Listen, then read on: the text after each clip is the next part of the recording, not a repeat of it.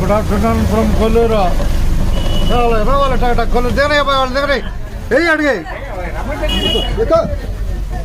పుత్తూరులోకి bus కొల్లూరులో నడుస్తుంది నడక. దిగనయ్య పిల్లనే వాళ్ళిద్దరు దిగనండి 2:10 అయింది కొల్లూరులో టైము 2:10 తెనాలి కొత్తూరులోకి ప్రయాణంలో కొల్లూరు కనపడుతుంది. అడిపెట్టుకో